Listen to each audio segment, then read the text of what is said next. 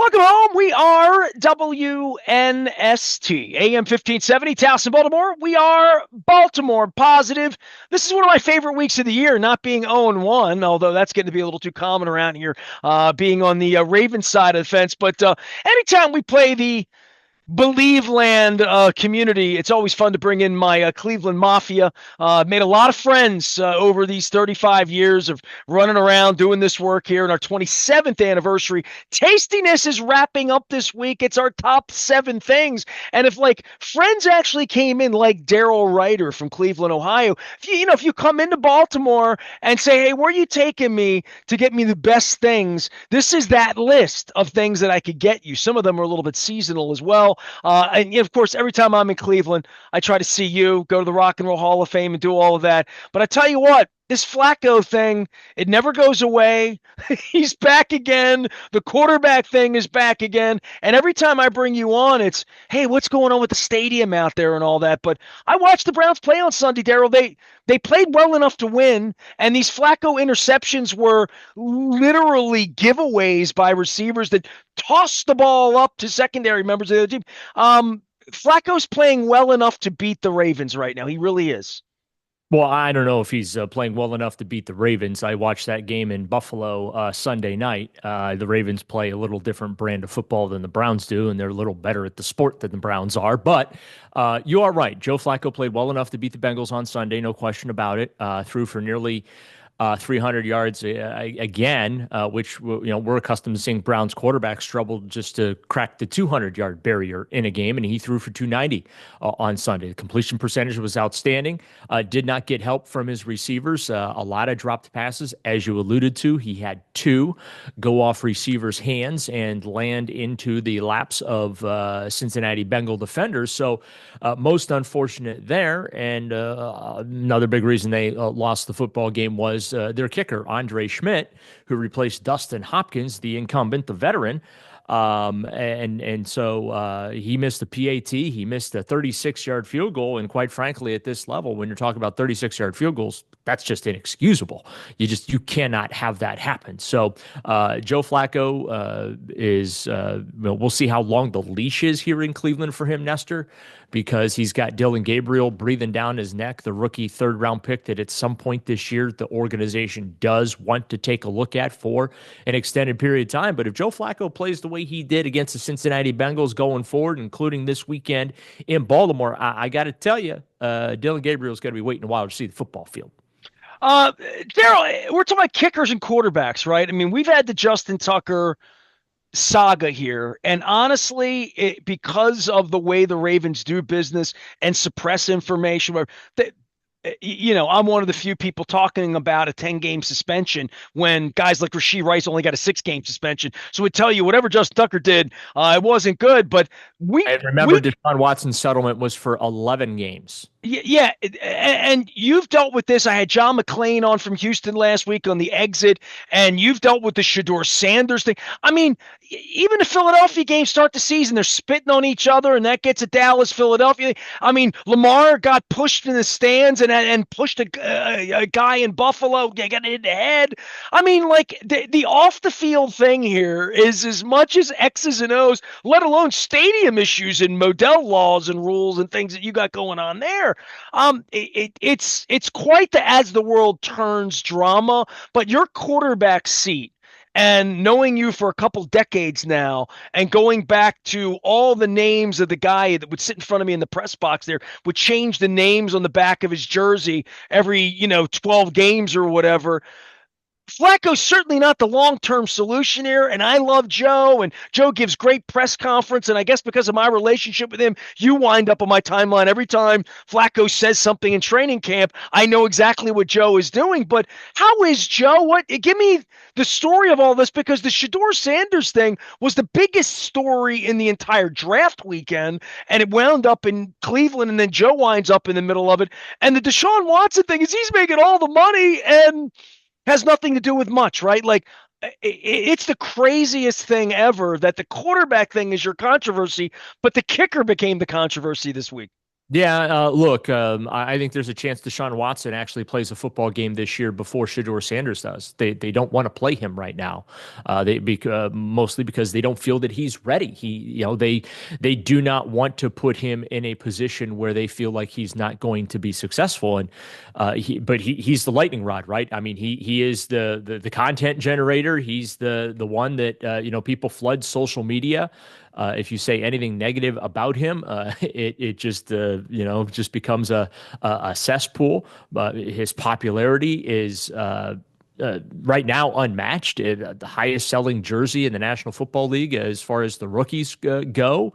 I see Shedeur Sanders jerseys around town all the time, and the young man is not ready to play at this level. He's a fifth round pick. There's a reason he's a fifth round pick. And this wasn't just the Browns that had that opinion. There were 31 other NFL teams that did not feel this kid was ready to be an NFL starting quarterback and had questions about his abilities at this particular level. But all everyone wants to talk about is when are we going to see Shedeur Sanders? The Browns took Dylan Gabriel in the third round. They had no intention of drafting Shedeur Sanders. I mean, this was the ultimate why not throw stuff against the wall, see if it sticks type of a selection. But, Deshaun Watson right now, I got to tell you, he's getting healthier and healthier.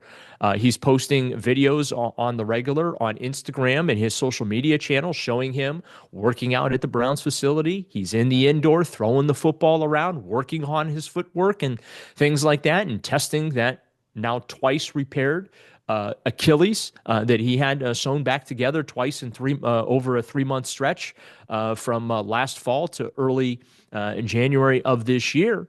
And the videos look good. He looks good on video, but it's a little different when you're actually out there doing it in a practice and in a game setting. But he is making some significant progress. And then there's Joe Flacco, the old 40-year-old veteran who's as classy as they come and as professional as they come. And we've talked about this with him.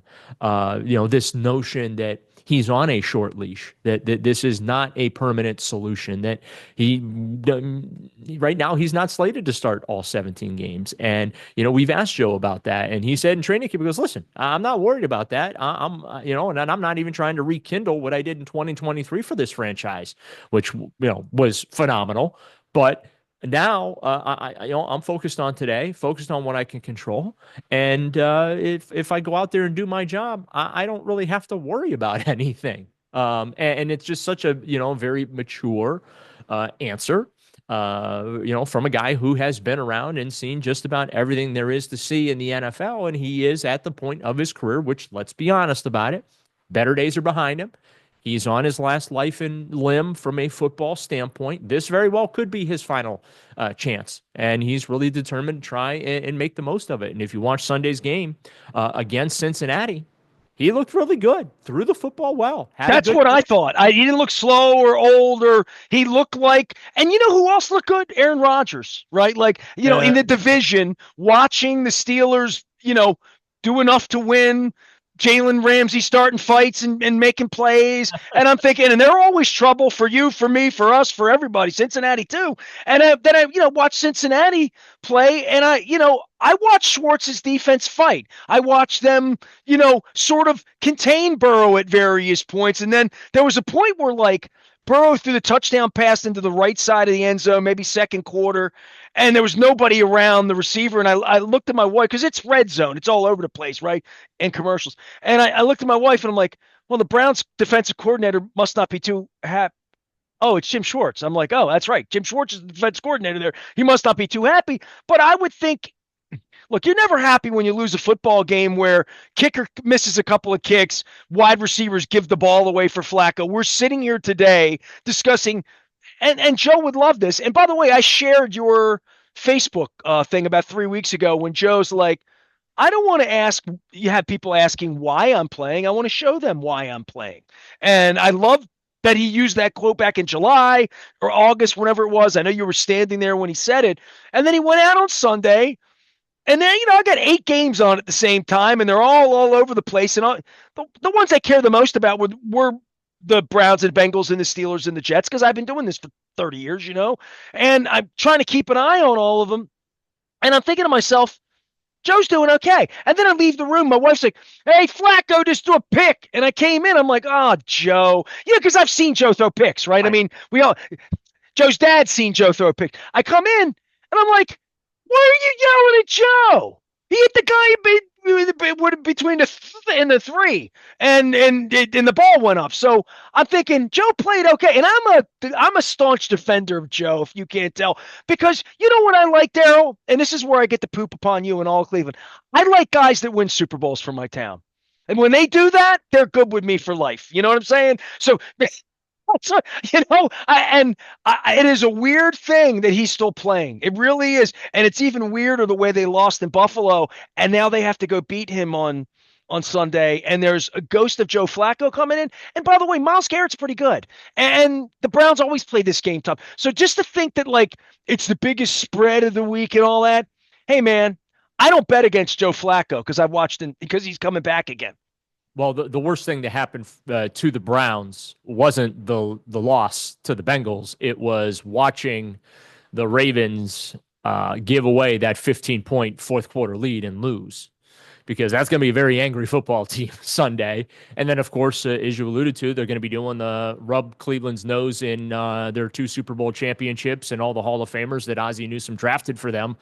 30th anniversary celebration on top of it. And then, oh, by the way, yeah, Joe Flacco, the former Super Bowl MVP and champion, is coming into town trying to, rain on that party. By the way, I got one other thing for you, and this is a little before your time because I don't think you're quite this old, but they're honoring the 75 Colts on Okay. Saturday here. Burt Jones, Lydell Mitchell, Ted Marchibroda was a part of that. Stan White, another Ohio guy. They're honoring those guys too. So I didn't even know that they were like doing the 30th here this Yeah. week. Yeah, they don't.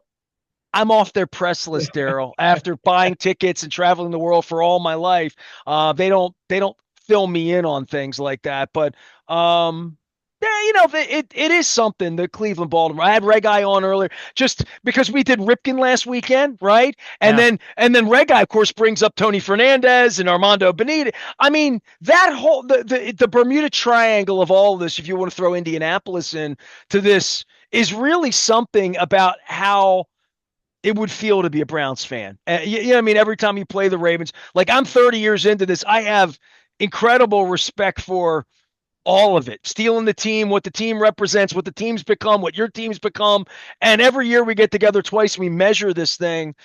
And Joe Flacco's your quarterback. It's still crazy. And look, I think that, it would be a little easier for Cleveland Browns fans to deal with if they had gotten a competent franchise in return. Right. And that just it's never materialized. And so because it's just been a cesspool of losing, drama, off the field problems with players, and you name The it. owner getting indicted, just things like that. I mean, it has just been one thing after another, and none of it involves winning. Because I mean, you guys know in Baltimore, it's not like you guys had a bunch of angels down there. Dude, But if you wrote a book, if I ask you to write a book on the craziest ish that has happened since the team came back, whatever that would be, Johnny Football. You know what I'm saying? Like all of the drama. I mean, even Baker Mayfield, who's turned out to be perfectly like an NFL quarterback, a guy that you could probably win with, a guy that Cleveland. I mean, how many embraces there have been. The Flacco thing is its own chapter, right? Like what he yeah, did 2 years ago was sort of miraculous, you know? It really is one of very incredible. positive things since '99. I said this on my station yesterday. The shame for Browns fans is they lost their team. They've never gotten it back. And they have been rewarded for fighting to get a team back with maybe 3 or 4 legitimately fun and entertaining seasons where you could embrace the team. The team was winning. They played modern NFL football where they scored points and the offense was fun to watch and you got good quarterback play. Like that's it. The rest of it has just been a hot pile of garbage for Browns fans to lap up, and they just keep coming back year in and year out. And that's why I continue to say they are the lone fan base outside of Detroit and Buffalo, that Lake Erie belt those three fan bases, there are no fan bases in the NFL more deserving of a future Super Bowl championship than Detroit, Cleveland, and Buffalo. But especially, I would argue, the Browns fan. Who have had to endure so much. And I know Lions fans have had to endure so much. At least the Bills have made Super Bowls in their existence and lifetime, and they have a franchise quarterback now in Josh Allen, and they're just right now flailing in the dark, throwing stuff against the wall, hoping they can find something, anything to stick at that particular position. And hopefully Joe Flacco can keep the season afloat and keep people engaged for as long as possible. But the reality is, the odds of him starting the season finale in Cincinnati in late December, early January are pretty much next to none. There may be a better chance of me starting that game than Joe Flacco, because that's just the reality of this situation. And he's an easy guy to root for. He commands instantaneous respect in that locker room. Okay. And the players gravitate towards him. David Njoku just absolutely loves him. He basically catcalls him anytime Joe's doing a podium media session. It's Joe just, Flacco is my all-time favorite athlete I ever covered. yeah. And listen, my cousin played with Brooks. I'll give you Brooks. Jim Palmer's the greatest athlete we've ever had here. Michael Phelps aside, and anybody else. But Joe, of all the years, all the sports, I covered hockey. I've covered every sport in every way. There are coaches out there whom I love, and everybody knows the coaches that I've had relationships with Marvin Lewis and Brian Billick. You mentioned Jim Schwartz, who is like a crazy cousin to me. But Joe, I don't even listen. It's not disrespectful to Ray Lewis or Ed Reed or any great players, or even that Joe's going to the Hall of Fame, or that Joe was the Super Bowl MVP quarterback, because they've had great people here, through and through, guys that have stayed here long periods of time. I mean, Zach Orr, their defensive coordinator right now. I knew him as a kid and a player. We've had great players here and interesting people. The Bart Scotts of the world, Mike Flynn and I was at his wedding. I mean, I got friends in the league everywhere. But Joe was just always a different guy. And Joe is, I mean, I can't root against Joe, and I don't know where the end is, and I have no idea, but you're getting a piece of that there, and you don't have any of that with him. He didn't come to your house with his dad 3 days after he was drafted and walk through the harbor and ask you to tell him about Baltimore history. I did that with Joe. Yeah. Hey, where was Memorial Stadium? Show me. You know what I mean? Like, I did that with Joe when he came to Baltimore. And so I have a different level, but he's just another old semi-washed up quarterback that's trying to help you not lose this week in Cleveland, and you've had 100 of them. But he has been different for Cleveland. Am I right or am I wrong? He will be remembered in a different way, no matter how this goes here this year, because he gave a charge in maybe the way Don Strock did 30 years ago. Or was that 40 years ago? Yeah, I mean, he's forever a Browns legend. There's no question about that. And I know Baltimore fan probably doesn't want to hear that. But well, he had a playoff game, right? Like, didn't play well, or they didn't play well, but he was in a playoff game a year ago, man. Yeah, haven't had many of those here in Cleveland. And when you but the story is that of legends, right? He was on high school fields throwing routes to his dad and family members, right? Waiting for the phone to ring. And the phone doesn't ring until I think it was early November. And it was the Browns offering to sign him to the practice squad and be like, yeah, why don't you just come on in? We'll take a look at you, throw you on the practice squad, and, see if we can do something. Maybe we throw you in and have you play a game or two for us or whatever. And then he goes out there and, I remember one of the first times I saw him in the Browns locker room, and just what an odd scene that was to see him. I think I texted you and said, you're going to like Joe Flacco. That you go through your text thread. Yeah. I think I did text you, so you're going to like Joe Flacco. And you were right, and just watch the folks in the locker room gravitate to his locker and just hang out and shoot the breeze with him, and watch him operate on the practice field and that. So yeah, it's easy to see why he is so beloved down in Baltimore. But the hope here in Cleveland is that on Sunday, Raven fan will still love Joe, but enjoying an 0-2 start. Well, And what would make that happen? Not everybody watched the Browns play this week. Daryl Ruiter is here. He's done radio in Cleveland for 20 years. You can find him at Right or Wrong Fan. He is usually out on the interwebs pissing off Browns fans because, like, when you don't win and you speak truth, I'm the same way with the Orioles. By the way, everything you said about the Browns, I'm dealing with that with the Orioles right now. On the aftermath of Cal Ripken in 21, they almost got no hit, then they won the game, and they have all these young 1-1s that may or may not be able to play, and it is new ownership, and you know how that goes, billionaires and all that. So it's a mess. But like from your perspective, they fielded a team that might have beaten the Bengals, who might win 11 or 12 games this year. Well, they dominated the Bengals. That's the shame of this. The Browns dominated the Bengals statistically. And yes, Cincinnati walked down the field on that opening drive, and we're all looking at each other like, well, I guess this is the new and improved Browns defense that we heard all offseason about. And then they locked it down. And then, in the fourth quarter, Myles Garrett teed off and started a sack party going there for the defense, and they kept giving the ball back to the offense. And unfortunately, the offense couldn't do a whole lot with those opportunities. But look, the formula for the Browns is, I think, going to be similar to what they did against Cincinnati, and that is this methodical ball control style offense. Quinshon Judkins is under contract. We'll see if they're able to get him up to speed now and able to play, because the running game was not good. They used rookie Dylan Sampson basically as their primary running back, and his contribution was catching footballs out of the backfield. And he did a phenomenal job. But as you know, you got to keep defenses honest. You can't just throw it 50 times a game. And you certainly can't throw it 50 times a game against a defense like the Baltimore Ravens have and expect that you're leaving their house with a win. That just isn't going to happen. So, the margin for error for this football team this year is paper thin. And if they go out and they can play perfect football, which is possible, they have the talent to do it.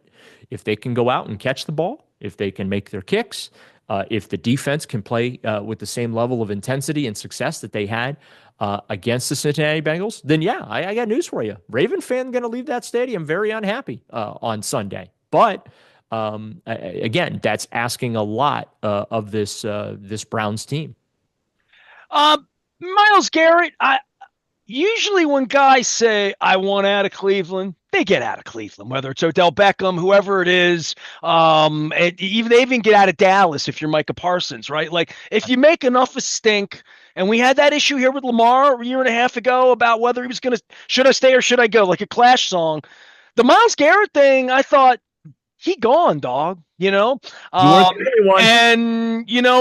I tell you what, if the Ravens are 0-2 at witching hour 5 o'clock when I'm going down to see Willie Nelson and Sheryl Crow at Merriweather on Sunday night, if that's the case, it's going to be Myles Garrett really wrecking things in some way, and Jim Schwartz baking up a cake that he loves to bake. Jim Schwartz loves to beat the Baltimore Ravens. Believe me, I know this from a personal standpoint. And you can also tell me how my boy Schwartz is doing as you give me a little Myles Garrett preview. Yeah, well, it's not just going to be Myles Garrett that Lamar Jackson is going to have to worry about. They've got Mason Graham, 5th overall pick, who's outstanding on the interior of that defensive line, and also their 2nd-round pick, Carson Schlesinger, a linebacker who from UCLA, who's been just absolutely phenomenal to watch. And then, of course, what Denzel Ward and Greg Newsome bring to the table. So there are pieces and parts on that defensive side of the ball for Cleveland, not named Myles Garrett, that can also contribute to make life very, very miserable for Lamar Jackson and that Baltimore Raven offense, okay? But Garrett, look, I mean, he's doing what he always does, and you're right. I thought he was as good as gone. It was interesting. I was on the air when he agreed to stay. I did not believe it was posturing. I did not believe that it was his way of affecting a restructured contract. But ultimately, that is what happened. The Browns were not letting Myles Garrett out the door. Andrew Berry said, we are not trading a future Hall of Famer, because when you're talking about team building 101, Nestor, and I know I always make the jokes about the Browns quarterback situation, but there are two, I call it the holy trinity of team building in the National Football League. You need a franchise quarterback, you need a franchise pass rusher, and you need a franchise left tackle to protect said franchise quarterback. Those are your three main pieces on that chessboard when it comes to team building in the NFL. The Browns have one of those, and that's Myles Garrett, the pass rusher. The Ravens have the Holy Trinity, unfortunately, but obviously that's great for you guys down there in Baltimore. But Garrett is he legitimately did one out of Cleveland. That was real. But now he has obviously they bought his loyalty. He is recanted, and he's all of a sudden in love with being a Cleveland Brown again at $40 million a year.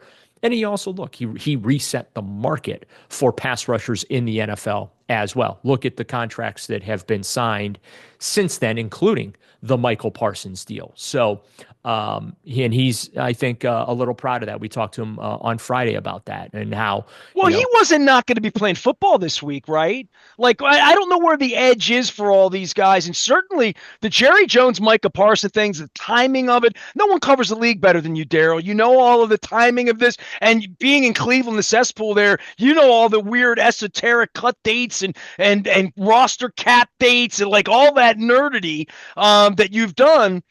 I don't know what you said. They weren't going to let him out. I'm like, F you, I'm not going to play. Then you get to where Dallas is. I don't know where the Garrett situation was, but I thought when you want out of Cleveland, you want out of, I mean, that's not posturing to me when it's about, I don't want to lose, for a player, and there wasn't a camera or microphone at the Super Bowl that he was not speaking that into, right? This isn't about money. This is about winning and losing, and the Browns are the furthest thing you can find from winning. And I'm just frustrated by the losing, and I want to play meaningful football. I want to compete to win Super Bowls. That's my standard. And right now, sounds like he's met Joe Thomas. Yeah, well, yeah, they're good. They're actually really, really good friends. Ironically, Joe Thomas also a really good friend of Johnny Manziel, even though he feels that Johnny's delusional about his time in Cleveland and what went wrong. Maybe it was the booze and the drugs and the addiction and not studying the playbook rather than, well, you just hate Cleveland because Cleveland's just such a bad city to live in. I wore off on my buddy Mike Pettin too, so I'm displeased with all of that as well. So I hear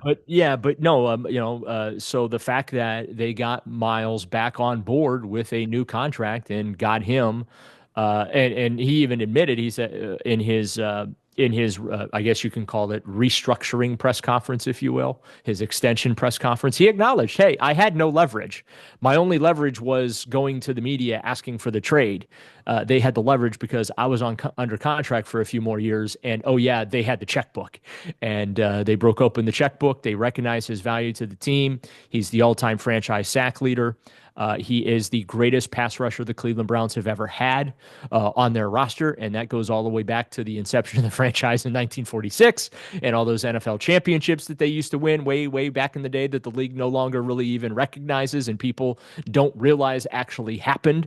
But yeah, he's back on board, and you saw it on Sunday. I mean, he had a hit. He didn't get credit for a sack, but there were two plays that just absolutely stood out. One was in the first quarter where he chased Joe Burrow around and he caught him from behind. It was like a 3rd and 9, and he got Joe from behind. It was a gain of 2, but the route that Myles had to take just to go get him, and it was a feat of athleticism that you don't see. And then the second play was, and again, didn't get credit for a sack. Burrow got the ball away, but as Burrow was releasing the ball, Myles Garrett sent him into next week. Like, I mean, it was a clean pop, right? I mean, it's why we love football, the hitting and the violence, right? I mean, it was a violent, clean pop. And I'm like, I have no idea how Joe Burrow just got up from that, but he did. But yeah, he is in my view, the elite pass rusher in the league. And that's no disrespect to the Michael Parsons of the world. But Myles is a different breed. Let's just put it that way. But he's going to have to suck up some losing for a bit because the Browns are not where the Ravens are. The expectations for the Browns are not where they are for the Ravens. Baltimore is a team that should compete, not just to win the AFC North, because I think they will, but they are amongst the teams to beat in the entire conference and will potentially compete to get back to the Super Bowl. The Browns aren't even in that class, but that's why we play these games, Nestor. Anything can happen. So, Sunday's game should be a lot of fun. I'm guessing you're an insomniac and you didn't fall asleep when the game was 40 to 25 on Sunday night, right? Nope, I was glued to my television That was because something, wasn't it? I mean, really something. again, I've seen a lot of stuff. Listen, I've seen the Baltimore Ravens come into Cleveland, block a potential game-winning field goal, and return it for a touchdown as time expired. We call it the kick six. Okay, uh, I've seen it. I have seen it all. Oh, And I then was at the drive game in your town, your fair town. yeah, we're not going to talk about that. But my point is I this is the beauty of the National Football League. You can't turn it off. Even if it's a bad game, you can't turn it off because it's such a compelling product. It's the best reality television out there.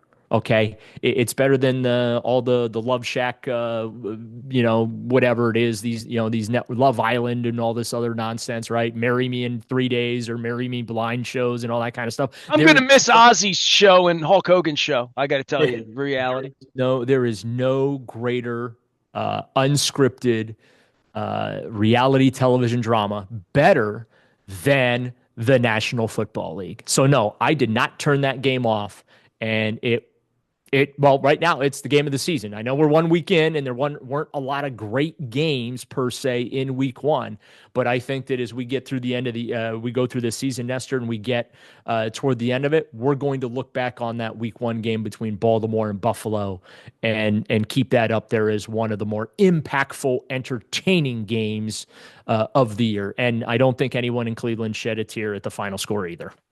If you see Jim Schwartz, tell him that we've got a lot of RA here in Baltimore. He'll understand what RA stands for. He taught me that back in the day.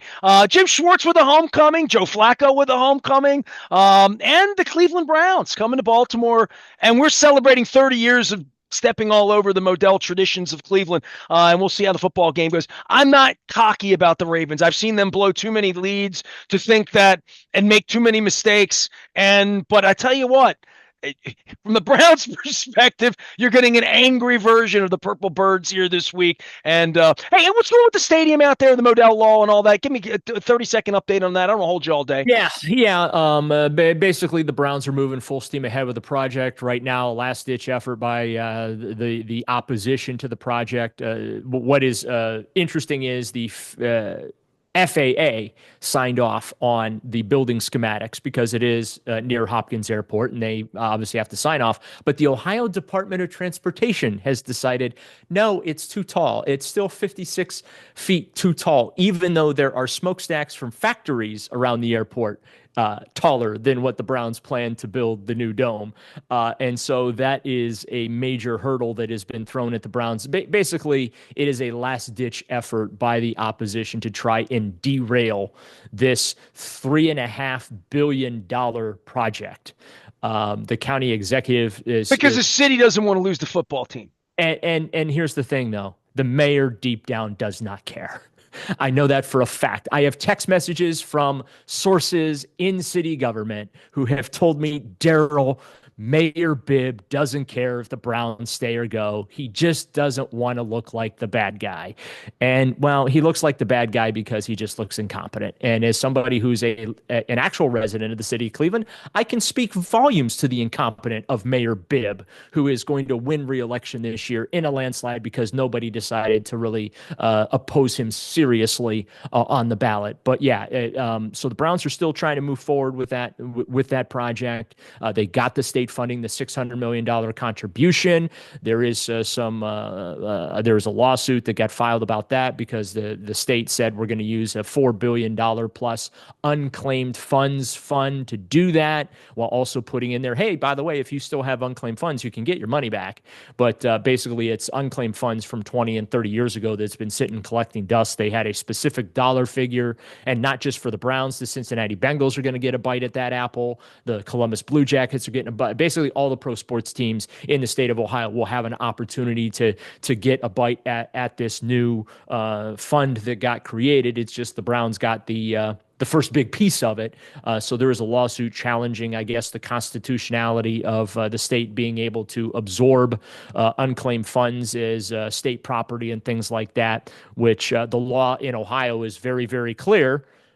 Lawyers wrote the law that got put into the state budget to allow to do this. So my gut tells me that it will get upheld in court and will be permitted to go forward from a funding standpoint. But yeah, the Browns are working with the Ohio Department of Transportation right now to satisfy their concerns about the height of a dome, that an indoor stadium, I should say, that's going to be already be built 80 feet into the ground. If they're able to get it done and they're able to get it built, it's going to be one of the more spectacular stadiums in the NFL. The NFL usually gets what it wants. That's what I was going to say about if the NFL wants this done because it's that kind of project for the NFL and tying it to Canton, Ohio in some way. There's a lot of things that the NFL could look Roger to Goodell and say, came, we'll give you a Super Bowl. Cleveland will get a Super Bowl. That's. Yeah, Roger Goodell came to Columbus a couple of times to lobby on behalf of the Haslam Sports Group and the Cleveland Browns for that enclosed stadium. And you're right. What Roger usually asks for, he gets. So I don't know, maybe they need to get Roger Goodell on the phone with the Ohio Department of Transportation. But no, it really is, because here's the thing. The Cleveland Hopkins International Airport is owned by the city of Cleveland, and it's operated by the Cleveland Port Authority. So you see how the dots are connecting here? So this is the city of Cleveland's way. Okay, well, they changed the Modell law, so we can't fight that in court anymore. Although what they're now doing is instead of fighting the Modell law, they're now going they're trying to shift the lawsuit to breach of contract. And there, some other, technical legal, that's, why lawyers make the money that they make. So that's now the tact that the city of Cleveland's going after. It's not so much the Modell law. Now it's a breach of contract by the Browns for even pursuing this project in the first place. But since the city of Cleveland owns Cleveland Hopkins Airport, they're now using that and the pull that comes with that to try and, twist a few arms with the Ohio Department of Transportation to put a massive roadblock and stop to this whole project. But I think in the end, Nestor, I think that this thing is going to get done and the Cleveland Browns will be playing in that building in 2029. Daryl Ruiter is Right or Wrong fan. He is in Cleveland, Ohio. He is one of my favorites. I always like getting my Cleveland Mafia on in advance of a Cleveland Browns game where, we're licking our purple wounds around here, getting ready for things. But I'll tell you this, man. I've been staring at the Keebler elf there over your shoulder. Luke has a bobblehead collection with the Ninja Turtles and different. And you have a big bobblehead collection. The Keebler elf thing, dude. I'll never. I liked your old set better. That's all I'm saying. I liked LeBron. I liked all of that better. LeBron's back there, but that's not the Keebler elf. That is the original Brownie elf from 1946 when the franchise was founded. So you're saying Modell did away with that one? He didn't like that one? Yeah. Uh-huh. We blame art for a lot of things, but yeah. So that is the original mascot for the franchise and unofficial logo for the franchise. When the team was stolen away by us here 30 years ago, we're commemorating that this week with Ozzie Newsome as well. My loudmouth friend Dave Muir would come in and and if he's out there, Muir, you're a loudmouth. He would come in and say, get a freaking logo, get a logo, stick something on the side of your head. Not like the Steelers either, where they only stick it on one side of their head. So there. Well, Penn State doesn't put anything on their white helmet, and the Ohio State Buckeyes, the Silver Bullets, the only thing they put on their helmet are the Buckeye leaves to commemorate. Little cannabis leaves there from Curio. They're Buckeye leaves. I'm just checking. It's probably hemp. I'm just checking. Daryl Ruiter is here. Hey, listen, this is why I do the science of cannabis with our friends at Curio, so I know the difference. I mean, we learn about all the difference between a Buckeye and a sativa strain or whatever's going on. Curio Wellness. Sorry. Buckeye's a poisonous nut. Do not consume it. I'm trying to still figure out what the hell a Hoya is. I mean, there's all sorts of things out there that I'm, at least I have had a real terrapin in my studios, and they are a terrifying turtle. So fear the turtle out there, even though you don't have to worry about that when you're at Ohio State or Penn State. It is our tastiness, our 27th anniversary year. I'm eating all sorts of good things, just like when I'm out with Daryl or Munch or any of my Cleveland guys that I have my little diner that I go to for breakfast out there in Tremont every every year, and I get that shipwreck thing that they do there with all the eggs. So I love good food, and I travel and eat good food, but Baltimore's food's the best. 27 countdown, all that brought to you by Curio Wellness. I am Nestor. We are WNST AM 1570, Towson, Baltimore, and we never stop talking Baltimore positive. Stay with us.